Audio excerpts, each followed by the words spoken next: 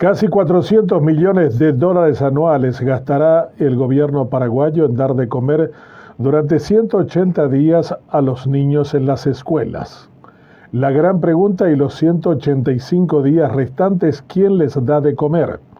Si el gobierno reconoce de que los padres no tienen la capacidad de alimentar a sus hijos porque viven en situación de pobreza, pues lo que tendrían que trabajar es en la raíz del problema, en aquello que nos lleva a esa circunstancia de pobreza y a renunciar a lo que es una cuestión de orgullo en cualquier estructura familiar: alimentar a su prole. Si no tenemos esa conciencia, todo esto no pasará de ser simplemente una cuestión anecdótica que tiene por objetivo seguir acumulando corrupción de parte de quienes administran estos recursos. Ya hemos probado con gobernadores y con intendentes y con gobierno central, y con todos ellos hemos fracasado. Ahora de nuevo el gobierno central, que estará dándole a sus intendentes y gobernadores en las áreas restringidas la posibilidad de seguir haciendo lo mismo. No vamos a cambiar nada si no trabajamos en la raíz del problema del hambre. En este país no puede existir hambre. 2 millones de paraguayos no pueden estar en esa condición. 1/3 de los paraguayos viven en esa circunstancia de no comer nada hacia el final de la jornada del día. Y darle de comer una sola comida y no darles de desayunar y de cenar lleva siempre a la conclusión de que el gobierno, el Estado, no hace lo que debiera. Y nunca podría hacerlo mientras no acabe con las razones fundamentales que nos llevan a la pobreza y al hambre, entre ellas la corrupción. Se roban 2.000 millones de dólares al año en este país. Con esa plata podríamos haber hecho un programa de erradicación del hambre en nuestro país de manera mucho más eficiente y gastando, estoy seguro, mucho menos.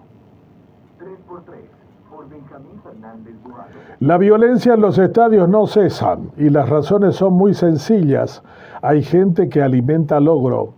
Los clubes deportivos que regalan entradas a las barras bravas con el comienzo de este problema. Policías que se encargan de escoltar a vehículos que llevan a los miembros de las barras bravas y que son capaces de interrumpir el tránsito o amenazar a quien se le ponga enfrente, son muestras de que realmente el deterioro social es mucho más grande que la cuestión de suspender un partido de fútbol.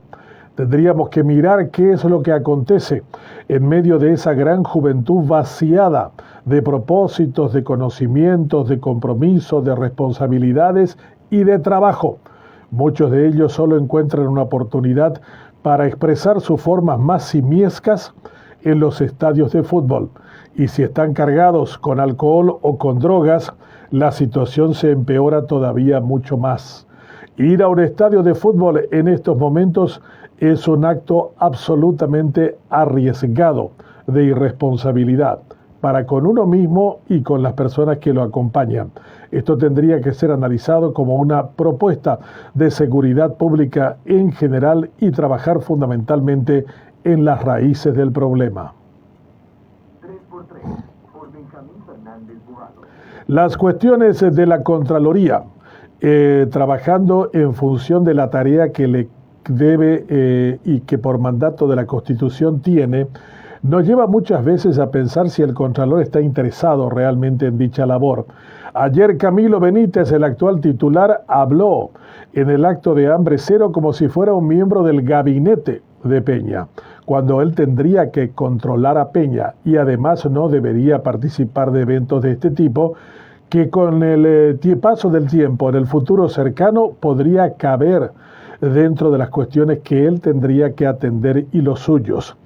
El Contralor tendría que ser alguien temido y respetado, el cuarto poder, como le llaman en Taiwán, a donde los paraguayos suelen ir con frecuencia de visita y nunca se preguntan por qué ese país funciona tan bien en términos de control.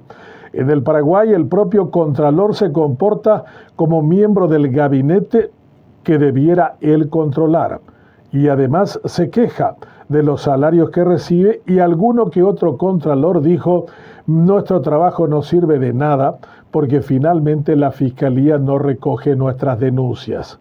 En conclusión, La Contraloría General de la República, institución creada en la Constitución de 1992, tiene que ser profundamente revisada para reacondicionar sus objetivos iniciales y propósitos en función de la tarea que la democracia le asigna y no comportarse como parte del poder a quien debiera controlar.